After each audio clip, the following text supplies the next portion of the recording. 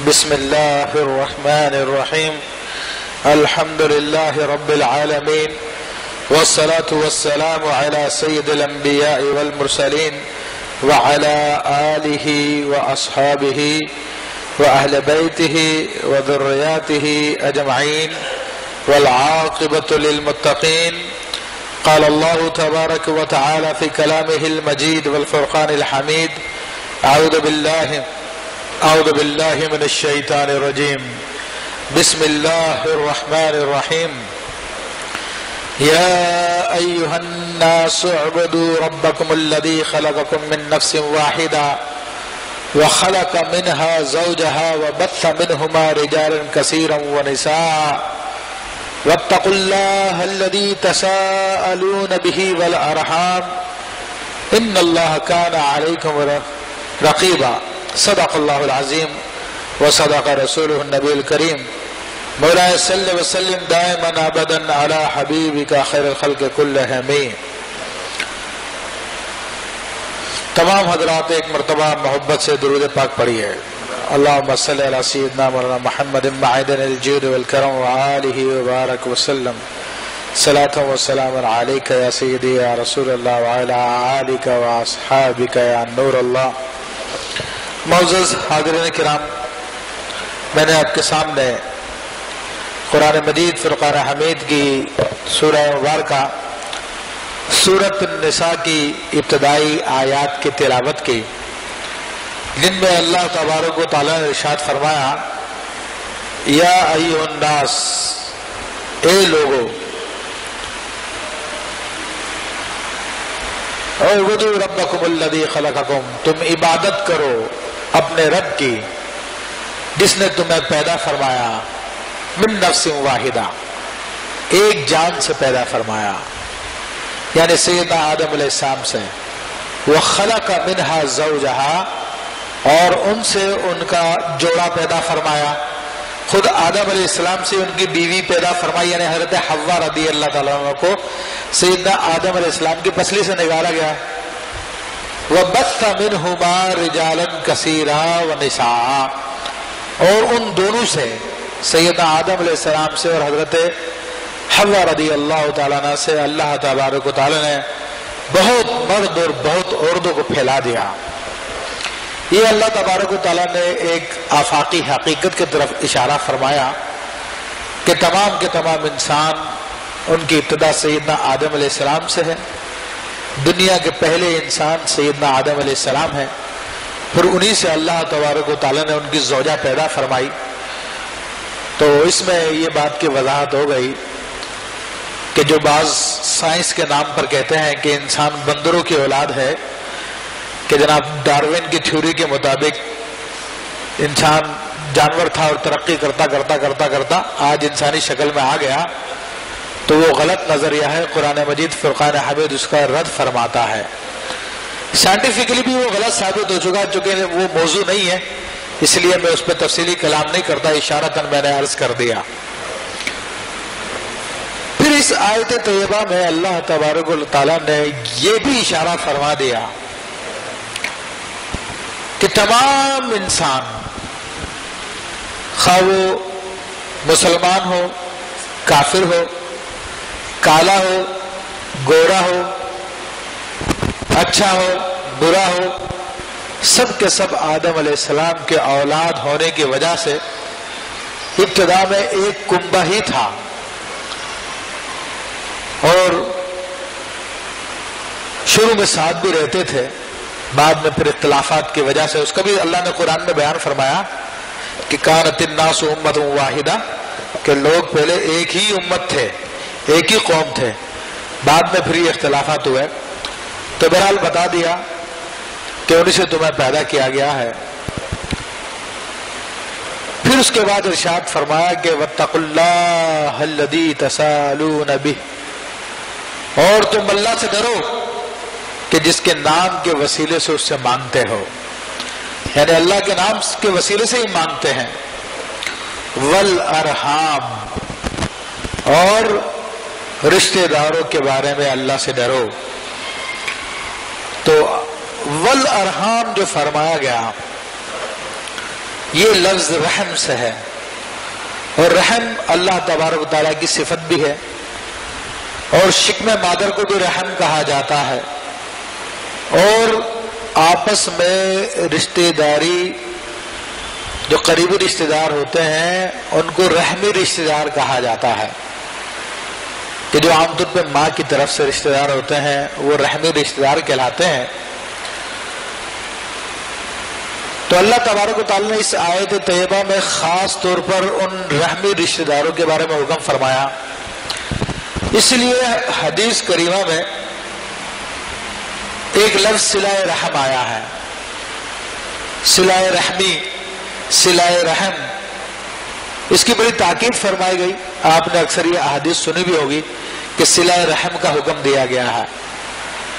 تو صلہ رحمی سے مراد کیا ہوتا ہے؟ صلہ معنی ملانا، اور رحمی معنی وہی جو رحم کے رشتہ دار ہیں ان کو آپس میں ملانا، ان سے میل جول رکھنا، ان سے اچھے تعلقات رکھنا۔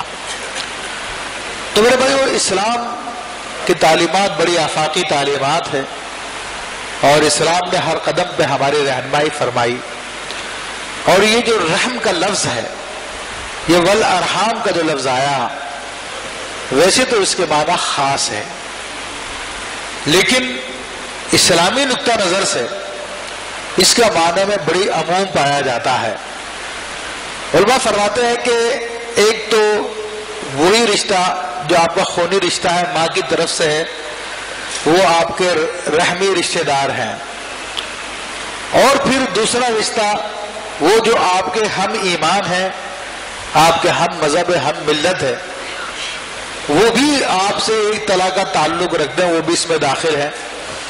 اور تیسرا یہ کہ غیر مسلمین وہ سیدنا آدم علیہ السلام کے اولاد میں مشارکت ہونے کی وجہ سے وہ بھی صلہ رحمی کے حقدار ہیں۔ آج ہم معاشرے پر نظر کرتے ہیں تو اس چیز کا بڑا فقدان پایا جاتا ہے۔ پہلے تو کافی محبت پائی جاتی تھی، بھائی بھائی پہ جان چھڑکتا تھا، ماں باپ کی عزت کی جاتی تھی، لیکن آج معاملہ دور سے دور ہوتا چلا جا رہا ہے۔ بھائی بہنوں میں ناچاکی ہے، بعض جگہ پہ صورتحال یہ ہوتی ہے آپس میں بات کرنا گوارا نہیں کرتے، شکل دیکھنا گوارا نہیں کرتے، ماں باپ کے ساتھ بھی جدائیاں اختیار کی جاتی ہے، کبھی ماں باپ کی طرف سے زیادتی ہوتی ہے تو کبھی اولاد کی طرف سے زیادتی ہوتی ہے۔ یہاں تک کل پروگرام میں کیو ٹی وی میں ایک کال میرے پاس آئی، اس میں خاتون کہہ رہی تھی کہ میری ساس نے وصیت کی ہے کہ مجھے کبھی گھر نہ آنے دیا جائے، اور میں مر جاؤں تو میرا منہ بھی نہ دکھاؤ اس کو۔ تو اس قسم کے معاملات لوگوں میں چل رہے ہیں۔ پھر دیگر رشتہ داروں میں اس قسم کے معاملات ہوتے ہیں کہ لوگ صرف اپنی دنیاوی منفعت جس سے متعلق ہوتی ہے، دنیاوی کوئی تعلق ہوتا ہے یا اور کوئی انٹرسٹ ہوتا ہے، تو ان سے لوگ اپنے تعلقات رکھتے ہیں، ان سے ملتے ہیں، جلتے ہیں، ان سے حسن سلوک کرتے ہیں، بلکہ زیادہ مفید آدمی کو تحفے تحائف بھی دیتے رہتے ہیں کہ اس کو تحفے تحائف دیں گے تو ہمارے کام آ جائے گا۔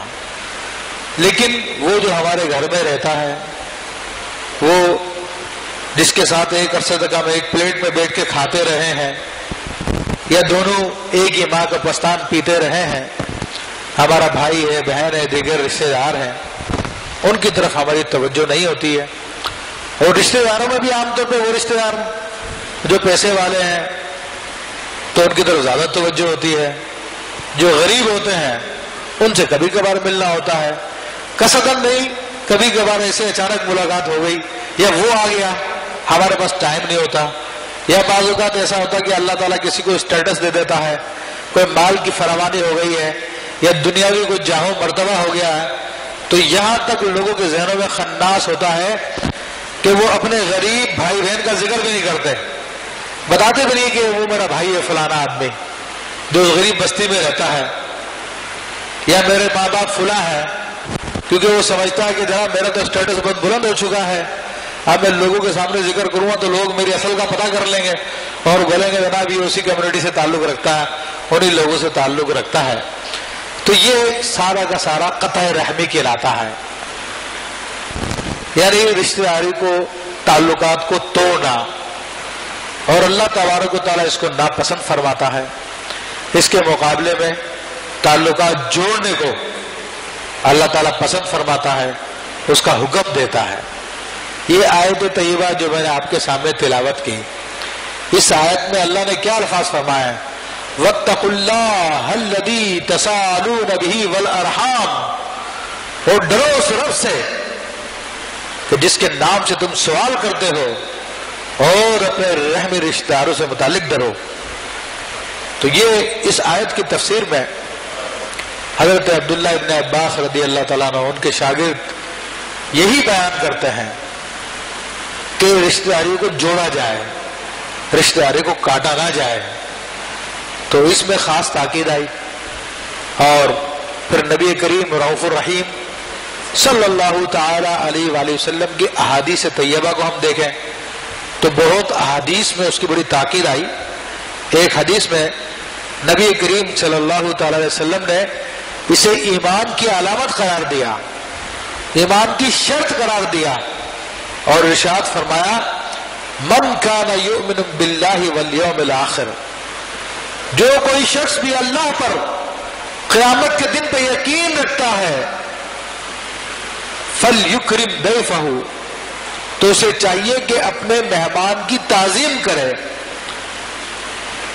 فلیصل رحمہ، اور پھر واپس ارشاد فرمایا کہ جو اللہ پر قیامت کے دن پہ یقین رکھتا ہے تو اسے چاہیے کہ وہ تعلقات جوڑے، تعلقات نہ توڑے، جوڑنے کا حکم دیا، اور کہا کہ جو اللہ اور قیامت کے دن پہ یقین رکھتا ہے، اور پھر فرمایا کہ من کان یؤمن باللہ والیوم الآخر، جو اللہ پر اور قیامت کے دن پہ یقین رکھتا ہے، ایمان رکھتا ہے، فلیقل خیرا، یا تو وہ بھلائی کی بات بولے، او لیصمت، یا پھر خاموشی اختیار کر لے۔ تو تین باتوں کا رسول اللہ صلی اللہ علیہ وسلم نے یہاں پہ ذکر فرمایا، لیکن ہمارے موضوع سے متعلق صلہ رحمی ہے۔ تو آپ علیہ الصلوۃ والسلام نے حکم فرمایا کہ تم رشتہ داریاں جوڑو، اگر تمہیں قیامت پر اللہ پہ یقین ہے تمہیں، اور اللہ پہ یا قیامت پہ یقین سے مراد اسلام پہ یقین ہے، تو تم رشتہ داروں سے تعلقات جوڑو۔ تو یہاں پر نبی کریم صلی اللہ تعالی علیہ وسلم کی حدیث مبارکہ اسی بات کو واضح کر رہی ہے۔ اسی طرح اگر ہم اور دیگر احادیث طیبہ کو دیکھیں تو ان میں بھی سرکار دو عالم صلی اللہ تعالی علیہ وسلم نے ہمیں اس کی تاکید فرمائی، قرآن کی آیات بھی ہے، لیکن بہرحال صلۃ الرحم کے اعتبار سے اس کی ترغیب دلانا مقصود ہے۔ تو دیکھیے کہ آج کل لوگوں کی عمریں کم ہوتی جا رہی ہے، اس کی وجہ کیا ہے؟ اس کی میرے بھائیوں ایک وجہ یہی ہے کہ ہم لوگوں نے صلہ رحمی چھوڑ دی ہے۔ اس کے ساتھ ساتھ یہ دیکھیں کہ رزق کی بھی لوگوں کو شکایت بہت ہے کہ رزق میں تنگی ہے، تو اس کی وجہ بھی یہی ہے کہ ہم لوگوں نے صلہ رحمی کم کر دی ہے، آپس میں عزیز رشتہ داروں سے تعلقات ختم کر دیے ہیں، صرف مطلب کے تحت تعلقات رکھے ہوئے ہیں، مادہ پرستی آ گئی ہے۔ نبی کریم رؤوف الرحیم صلی اللہ تعالی وسلم کی حدیث مبارکہ ہے جسے امام بخاری نے اور امام مسلم نے حضرت انس رضی اللہ تعالیٰ سے روایت کیا کہ قال رسول اللہ صلی اللہ تعالی علیہ وسلم من سرہ ان یسطع فی رزقہ وان ینسى له فی اثرہ فلیصل رحمہ۔ امام بخاری امام مسلم حضرت انس سے روایت کرتے ہیں کہ جو چاہتا ہے، جس کو یہ بات پسند ہے تو اس کے رزق میں اضافہ کر دیا جائے، رزق میں برکت کر دی جائے، اور اس کی عمر میں برکت کر دی جائے، تو اسے چاہیے کہ وہ تعلقات جوڑے۔ واضح لفظوں میں رسول اللہ صلی اللہ علیہ وسلم نے عمر کے بڑھانے کا طریقہ بتایا اور رزق کے بڑھانے کا طریقہ بتایا۔ اور اسی طرح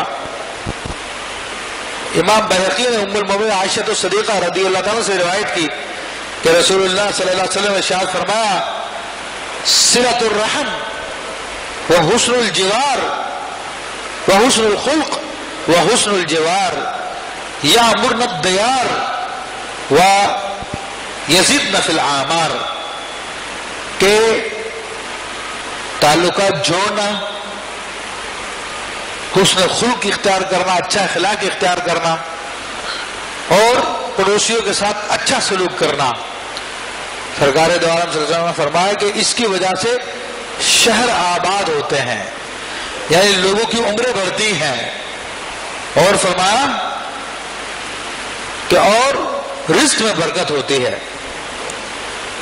یہ نبی علیہ الصلوۃ والسلام نے اس کے بارے میں ارشاد فرمایا۔ اور اسی طرح ایک حدیث میں آیا کہ صلہ رحمی کرنا مال میں اضافے کا سبب ہے، اہل خانہ میں محبت کا سبب ہے، اور فرمایا کہ منصات فی الاجل، اور عمر میں بڑھ جانے کا سبب ہے، عمر میں زیادتی کا سبب ہے۔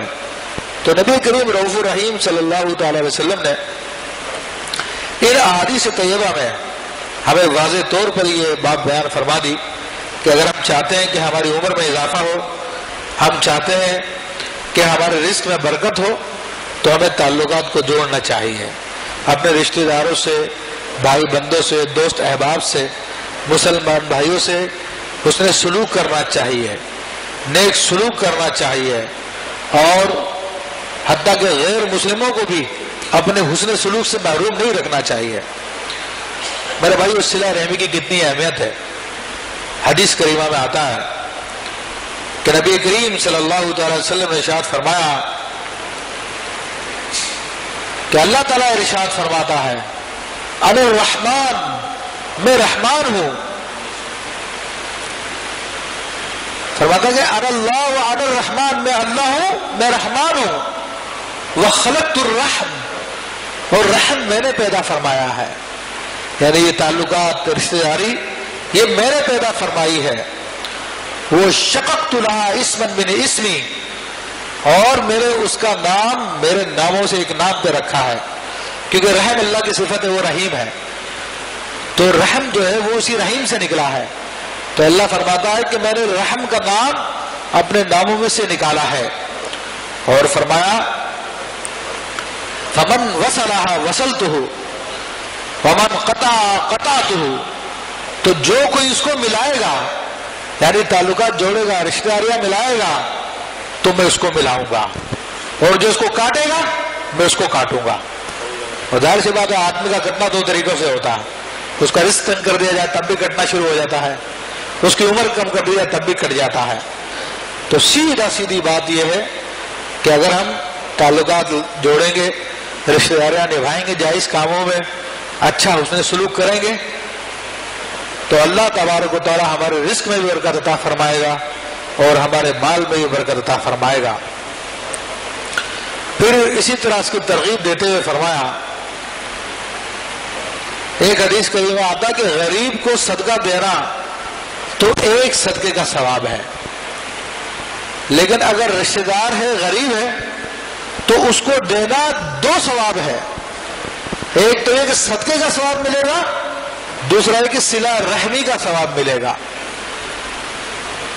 تو یہ ہمیں کرنا چاہیے، دیکھنا چاہیے اپنے اعزا اقربا رشتہ داروں میں سب سے پہلے صدقہ یا زکوٰۃ کے مستحق وہی لوگ ہوتے ہیں جو ہمارے قریبی لوگ ہیں، لیکن بعض لوگوں کو ناموری کا شوق ہوتا ہے، تو وہ کہتے ہیں قریبی رشتہ داروں کو دے دیا تو کون دیکھے گا، کسی کو پتہ ہی نہیں چلے گا میں نے کچھ دیا ہے۔ تو ایسا کام کرو نا کہ اخبار میں میرا نام آئے، اسٹیج پہ مائک پہ میرا نام آئے کہ جی فلاں نے بڑی خیرات کی ہے، جی فلاں کے دسترخوان چل رہا ہے، جی بڑا کام کرتا ہے، حالانکہ اس کا اپنا بھائی، اپنا عزیز، اتنا رشتہ دار، چاچا ماموں آیا، ان میں کوئی غریب ہوں گے، بیماری کی وجہ سے مر رہے ہوں گے، علاج کے پیسے نہیں ہوں گے، ان کو دینے کے لیے تیار نہیں ہے، لیکن مخلوق میں ناموری کے شوق میں دنیا کو بانٹ رہا ہے، لیکن اپنوں کو محروم رکھا ہوا ہے۔ تو یہ خاص تاکید فرمائی۔ پھر بعض اوقات یہ کہتے ہیں، بعض اوقات یہ ہوتا ہے کہ رشتہ دار تو ہوتے ہیں مگر ان سے کسی بات پہ انبن ہو چکی ہوتی ہے، یا اس کو ناپسند کرتے ہیں ان کی کسی حرکت کی وجہ سے کہ جناب وہ آپ کی کسی معاملے میں مخالفت کرتے ہیں، یا یہ کہ آپ سے بغض رکھتے ہیں، اس وجہ سے ہم ان کو نظر انداز کر دیتے ہیں۔ لیکن قربان جائیے مصطفیٰ کریم علیہ الصلوۃ والتسلیم پر. سرکار دو عالم صلی اللہ علیہ وسلم سے پوچھا گیا یا رسول اللہ صلی اللہ علیہ وسلم افضل صدقہ کون سا ہے؟ تو آپ علیہ الصلوۃ والسلام نے ارشاد فرمایا کہ افضل صدقہ یہ ہے کہ تو اپنے کینہ رکھنے والے رشتہ دار کو صدقہ دے. جو تم سے بغض رکھتا ہے تمہارے رشتہ داروں میں، تم ان کے ساتھ بھلائی کرو، ان کو عطا کرو اگر وہ ضرورت مند ہے. تو یہ افضل ترین صدقہ قرار دیا گیا ہے. آج ہم یہ کہتے ہیں جی اس کو کیوں دیں؟ وہ تو ہماری کاٹ کرتا ہے ہر بات میں. وہ ہمارے کب کام آتا ہے جب ہم اس کو دے دیں؟ ان کو دے تو کام آئیں گے ہمارے. جو ہماری روایت میں بولتے وہ تو ہماری مخالفت کرتا ہے.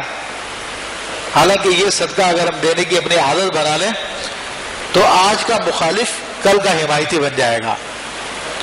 اور آپ دیکھیے نبی علیہ الصلوۃ والسلام کی سنت مبارکہ کو دیکھیے میرے بھائیوں اور میری بہنیں جو گھروں میں سن رہی ہیں کہ ام المومنین عائشہ صدیقہ رضی اللہ تعالی عنہا پر تہمت لگائی گئی، اور تہمت لگانے والوں میں ایک آدمی مستح نامی بھی تھا. وہ بھی مسلمان تھا لیکن پروپیگنڈے کا شکار ہو گیا، اور ام المومنین پہ تہمت لگانے والوں میں اس نے بھی ان کی زبان بولنا شروع کر دی. تو بہرحال اللہ تبارک و تعالیٰ ام المومنین کی برات قرآن میں ظاہر فرمائی. اللہ تعالیٰ نے اپنے حبیب کی زوجہ محترمہ کی برات قرآن میں بیان فرمائی. حضرت ابو بکر صدیق رضی اللہ تعالیٰ نے فرمایا کہ میں اس مستح کے ساتھ اس نے سلوک کرتا تھا، اس کے گھر کا خرچہ دیا کرتے تھے سیدنا ابو بکر صدیق رضی اللہ تعالیٰ عنہ. تو آپ نے فرمایا کہ آئندہ سے میں اس کا خرچہ بند کرتا ہوں کہ اس نے میری بیٹی پہ الزام لگایا. نبی علیہ الصلوۃ والسلام کو جب اس بات کی اطلاع ملی تو آپ علیہ الصلوۃ والسلام فرمایا کہ ابو بکر ایسا نہ کرو، جو اس نے سلوک تمہیں جاری رکھا ہو تو وہ جاری رکھو. تو آپ دیکھ لیجئے کہ کتنی برائی کی تھی اس نے کہ کسی کی بیٹی پہ کوئی تہمت لگا دے، گناہ کی تہمت لگائے. تو آج ہمارے معاشرے میں ہمارے نزدیک کیا کسی کو حسن سلوک کا مستحق رہ جاتا ہے؟ ہم کہیں گے نہیں. لیکن اللہ کے رسول صلی اللہ علیہ وسلم فرماتے ہیں اس سے بھی حسن سلوک کرو، اس سے بھی اچھا سلوک کرو کہ تمہارے اچھے سلوک سے ممکن ہے کہ وہ بھی اچھا ہو جائے. اور اگر اچھا نہیں ہوتا تو کم از کم تمہیں تو دگنا ثواب مل رہا ہے، تمہیں تو افضل ترین صدقے کا ثواب مل رہا ہے. تو تم اس کام کو جاری رکھو. وہ اگر برائی اس کی عادت ہے تو اچھائی تم اپنی عادت بنا لو. اس کا کام ڈس مارنا ہے، ڈنک مارنا ہے، ڈسنا ہے، تو تم اپنا کام جو ہے بھلائی کا جاری رکھو. تم اس کام کو مت چھوڑو. ایسا نہیں کہ اس برے کو دیکھ کر تم بھی اپنی عادت برائی کی بنا لو. اسی طرح میرے بھائیوں اور بہت ساری روایتوں میں اس کی فضیلت آئی. اور اس کے مقابلے میں وہ لوگ جو رشتہ داریاں توڑتے ہیں، بات بات میں جھگڑ جاتے ہیں، خاص طور پہ خواتین جب 2-3 فیملیاں جوائنٹ سسٹم میں ساتھ رہتی ہیں تو ان کے یہاں پر چھوٹی چھوٹی باتوں پہ جھگڑے ہوتے ہیں، بچوں کے معاملات پہ جھگڑے ہو جاتے ہیں، بچوں کی لڑائی کی وجہ سے جھگڑے ہو جاتے ہیں. گھر میں دودھ آتا ہے، کسی نے کم لے لیا، کسی نے زیادہ لے لیا. کھانا پکا تو جناب وہ زیادہ لے لیتی ہے، وہ کم لے لیتی ہے. اس قسم کے معاملات کی وجہ سے آپس میں لڑائی جھگڑے ہو جاتے ہیں. بھائی بھائیوں کو جھگڑے ہوتے ہیں، بھائی بہنوں کو جھگڑے ہوتے ہیں، امی اسے زیادہ دیتی ہیں، مجھے کم دیتی ہیں، ایک دوسرے سے بات بند کر دیتے ہیں. میرے بھائیوں ان باتوں سے بچیں. اور خاص طور پر وہ لوگ جو لوگوں میں فساد پیدا کرتے ہیں، تعلقات کو ختم کرواتے ہیں، تو وہ خاص طور پر ان کو تاکید ہے. اللہ تبارک و تعالیٰ قرآن مجید فرقان حمید میں ایسے لوگوں پر 3 مقامات پہ لعنت فرمائی ہے کہ جو آپس کی رشتہ داریاں خراب کرواتے ہیں، تعلقات کو خراب کرتے ہیں. اب تعلقات کو خراب کرنے کی صورت کیا ہوتی ہے؟ وہ اس کا پلاننگ نہیں ہوتی ہے کہ جناب میں دونوں کی لڑائی کروا دوں گا. عام طور پہ اس کی جہالت ہوتی ہے جس کی وجہ سے کام ہو جاتا ہے. اب وہ کسی رشتہ دار کے پاس گیا، اب اس نے اس کے سامنے کسی دوسرے دوست یا رشتہ دار کے خلاف کوئی سخت بات کہہ دی. اب اس کا کام تھا کہ جو بات اس جگہ پر ہوئی ہے اس کو وہیں دفن کر دیتا، کیونکہ المجالس امانۃ، کہ مجلس امانت ہوتی ہے. جس محفل میں جو بات ہوئی ہے اس کو آگے نہیں پہنچانا چاہیے سوائے اچھی بات کے. مگر اب یہ کیا کرتا ہے، ابھی اپنے اس رشتہ دار یا دوست کے پاس جاتا ہے اور اس سے اپنی محبت کا اظہار کرنے کے لیے کہ جناب میں وہاں پہ بیٹھا ہوا تھا، اس نے آپ کے بارے میں یہ جملہ بولا، بس میرا خون کھول گیا، میں کچھ کر نہیں سکا. اس سے اپنی محبت کا یقین دلا دیا کہ میں آپ سے بڑا محبت کرتا ہوں، کوئی آپ کو برا بولے تو مجھے برا لگتا ہے. اس کی نیت کیا تھی؟ اپنی محبت کا یقین دلانا. لیکن ساتھ ساتھ اپنی محبت کا یقین دلانے کے ساتھ ساتھ اس کے دل میں نفرت کی آگ بھی اس نے بھڑکا دی ہے اس کے بارے میں جس نے وہ جملہ بولا تھا.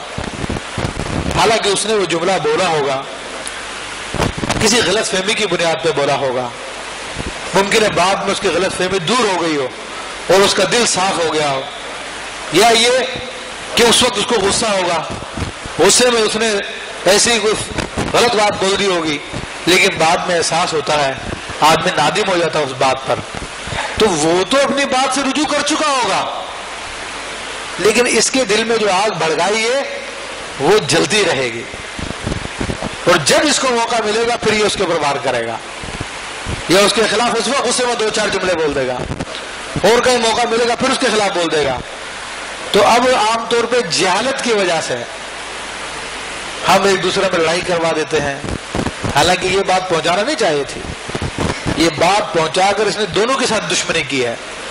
ایسی باتوں کو ضبط کر دینا چاہیے اور بیان نہیں کرنا چاہیے.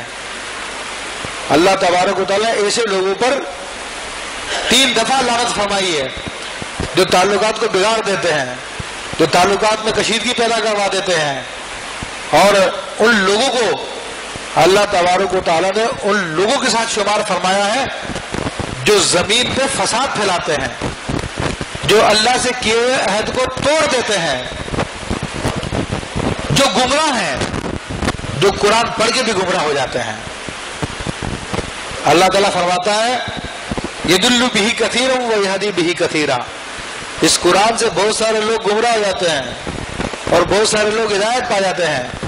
وما یضل بہ الا الفاسقون، اور اس سے فاسق لوگ ہی گمراہ ہوتے ہیں. اور وہ فاسق کون کون لوگ ہیں؟ اب اللہ نے ان کی صفات بیان کی ہے، ان کی خصلتیں بیان کی ہے. فرمایا کہ الذین ینقضون عہد اللہ من بعد میثاقہ، فاسق وہ لوگ ہیں، قرآن کو پڑھ کے گمراہ ہونے والے وہ لوگ ہیں جو اللہ سے کیے ہوئے عہد کو توڑ دیتے ہیں. وَيَقْطَعُونَ مَا أَمَرَ اللَّهُ بِهِ أَن يُوصَلَ، اور اللہ نے جس کو ملانے کا حکم دیا ہے اس کو وہ کاٹ دیتے ہیں. یعنی وہی تعلقات کو کاٹنا، رشتہ داریوں کو کاٹنا. وَيُفْسِدُونَ فِي الْأَرْضِ، اور زمین میں پھر وہ فساد پھیلاتے ہیں. اور فرمایا اولئک هم الخاسرون، تو وہی لوگ خسارے والے ہیں، نقصان والے ہیں. تو اب میرے بھائیو ذرا سا توجہ میں چاہوں گا آپ لوگوں کی، کیونکہ آپ کے پاس ٹائم تو ہوتا نہیں ہے، آخری ٹائم پر آپ آتے ہیں دین کی بات سیکھنے کے لیے، ورنہ اگر دین کا شوق ہو، اللہ کی محبت ہو، رسول کی محبت ہو، تو آپ لوگوں کو پہلے آنا چاہیے، کیونکہ یہاں پر دین کی بات سکھائی جاتی ہے. اور یہ دین ہی ہے جو آپ کو اس دنیا میں اور آخرت میں کامیابی کی ضمانت دیتا ہے. اور ہم لوگوں کو شیطان نے یہ بھٹکا دیا، نہیں ہمیں تو ساری دین کی باتیں پتہ ہیں، ہمیں کوئی سیکھنے کی ضرورت تھوڑی ہے کوئی، ہم تو مسلمان ہیں پیدائشی. حالانکہ ہم ہی لوگ بڑے جاہل ہیں، قرآن سے بڑے جاہل ہیں. ابھی جو میں بات بتا رہا ہوں کہ قطع تعلقی کرنا، اللہ نے 3 دفعہ لعنت فرمائی اس پر قرآن میں. اور یہاں پر کن لوگوں کے ساتھ اس کا ذکر کیا؟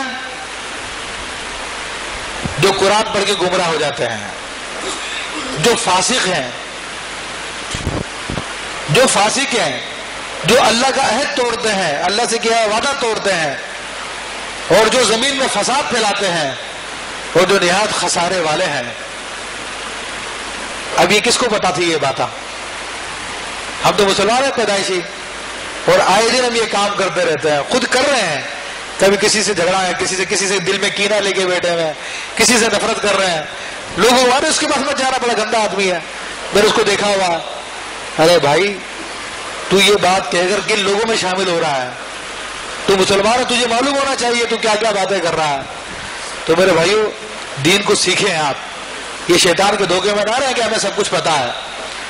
ہمیں کچھ بھی نہیں پتا. جو یہ سمجھے گا مجھے نہیں پتا وہی سیکھے گا. جس نے سمجھ لیا مجھے پتا وہ کبھی نہیں سیکھ سکتا. تو اللہ نے ان لوگوں کے ساتھ ان کا ذکر فرمایا کہ یہ اتنے برے لوگ ہیں. حالانکہ اس کے برعکس آپ کو پتا ہے کہ جھوٹ کتنا بڑا گناہ ہے. اسی ممبر پہ بیٹھ کر میں نے باقاعدہ اس پہ تقریر کی ہے. جھوٹ کی برائی پہ کئی ہفتے تقریریں کی ہے. قرآن و حدیث کی آیتوں کے تحت بیان کیا.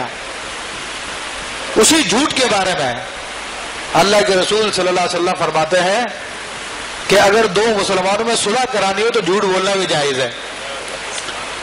وہی جھوٹ جسے کہا گیا کہ جھوٹوں پہ اللہ کی لعنت ہے، لیکن دو مسلمانوں میں صلح کروانی ہے تو بولنا جائز ہے. تو ہمیں صلح کرانے والا ہونا چاہیے، توڑنے والا نہیں ہونا چاہیے، الگ کرنے والا نہیں ہونا چاہیے. اللہ کے حبیب صلی اللہ علیہ وسلم کی اس تعلیم کے مطابق کہ صلح کرانے کے لیے جھوٹ بول سکتے ہیں. امام غزالی فرماتے ہیں میں دو آدمیوں میں رنجش ہے، ان بن ہے، تو ان میں صلح کرانے کا ایک طریقہ یہ ہو سکتا ہے کہ آپ اس ایک آدمی کے پاس جائیں دونوں میں سے اور اس کو جا کر بات چیت کرنے کے بعد کہیں بھائی وہ فلاں آدمی آپ کو سلام کہہ رہا تھا. ایسے جھوٹ بول دیں جس سے رنجش ہے دونوں کی کہ بھائی وہ آدمی آپ کو سلام کہہ رہا تھا اور فلاں بات پہ آپ کی تعریف بھی کر رہا. ابھی سامنے والا سوچنے پہ مجبور ہو جائے گا یار میں تو اس کے بارے میں بڑا غلط نظریہ رکھتا ہوں، میں تو اس کے بارے میں بڑا غلط سوچتا ہوں. تو میرا مروتن کہہ دے گا یا تو میرا بھی سلام کہہ دینا اس کو، یا نہیں بھی کہتا دل میں نرمی آ جائے گی. آپ اس کے پاس جائیں، اس میں جا کر کہہ دے، جھوٹ کہہ دے تمہیں سلام کہہ رہا تھا، وہ تمہاری تعریف کر رہا، تو اس کے دل میں نرمی آ جائے گی. تو فوری طور پہ اگر دونوں نہیں ملیں گے، کسی تقریب میں کسی محفل میں اچانک آمنا سامنا ہو جائے گا تو دونوں مسکرا کے سلام دعا کر لیں گے، ان کی رنجشیں دور ہو جائے گی. ہمیں تو ایسا ہونا چاہیے. اور دنیاوی معاملات کی وجہ سے ہم لوگ ایک دوسرے سے بات چیت بند کر دیتے ہیں. حالانکہ اللہ کے حبیب صلی اللہ علیہ وسلم نے ارشاد فرمایا کہ مسلمان کے لیے حلال نہیں ہے کہ 3 دن سے زیادہ کسی دنیاوی وجہ کی بنا پر ایک دوسرے سے قطع تعلق کرے. عام طور پہ وراثت کے معاملات ہوتے ہیں، شادی بیاہ کے جھگڑے ہوتے ہیں، طلاقوں کی وجہ سے ہمیشہ کے لیے ایک دوسرے پہ تعلقات حرام کر لیے جاتے ہیں. وہ سارا کا سارا دنیاوی وجہ ہے، دنیاوی وجہ ہے. اللہ کے رسول صلی اللہ علیہ وسلم تو ارشاد فرماتے ہیں کہ جو من قطع کا سل من قطع کا، جو تجھ سے کاٹے تو اس سے جوڑ. آتی من حرم کا، جو تجھ کو محروم کرے تو اس کو عطا کر. اللہ کے حبیب کی تو یہ تعلیمات ہے. ہاں کن سے قطع تعلق کرنا چاہیے؟ جو کھلم کھلا اللہ کی نافرمانی کرتے ہیں، جو اللہ کے احکام کی خلاف ورزی کرتے ہیں، ان سے تعلقات توڑنے چاہیے. وہ تو ہم توڑنے کے لیے تیار ہی نہیں ہے، وہ تو ہم توڑنے کے لیے تیار ہی نہیں ہے، کیونکہ ہم بھی خود یہی کام کر رہے ہیں. تو اس لیے اس کے لیے ہم مائل نہیں ہوتے ہیں. تو بہرحال اللہ تعالیٰ سے میں دعا کرتا ہوں کہ اللہ تبارک و تعالیٰ اپنے حبیب علیہ الصلوۃ والسلام کے طفیل ہمیں قرآن مجید کو سمجھنے، اس کی تعلیمات پر عمل کرنے کی توفیق عطا فرمائے اور آپس میں تعلقات جوڑنے کی توفیق عطا فرمائے. میرے بھائیوں، ہمارے بزرگان دین رحمہم اللہ تو غیر مسلموں کے ساتھ بھی اچھا سلوک کیا کرتے تھے. ٹائم نہیں ہے ورنہ میں آپ کو وہ واقعات بھی بتاتا جن کے اندر ہمارے بزرگوں نے اچھا سلوک کیا تو غیر مسلم مسلمان ہو گئے ہیں اس سلوک کی وجہ سے. تو جب غیر مسلم مسلمان ہو سکتا ہے تو کیا ایک دوسرا مسلمان درست نہیں ہو سکتا؟ بالکل ہو سکتا ہے. تو میرا اللہ تعالیٰ توفیق عطا فرمائے اور تمام حضرات سماعت فرمائے کہ الحمدللہ مسجد حاضہ میں ہر منگل کو بعد نماز مغرب شرعی اور روحانی مسائل کا حل کیا جاتا ہے اور عشاء کے بعد باقاعدہ درس قرآن کا سلسلہ ہوتا ہے. اور اللہ جل شانہ کے فضل و کرم سے ہم اب تک سورہ بقرہ کے 33 رکوع کی تفسیر کر چکے ہیں اور اللہ کی توفیق سے یہ سلسلہ جاری ہے اور انشاءاللہ آئندہ بھی جاری رہے گا. تو قرآن کو سیکھنے کے لیے، اپنے رب کے پیغام کو سمجھنے کے لیے آپ تشریف لائیے اور شرکت فرما کے ثواب دارین حاصل کیجیے. جزاکم اللہ خیر.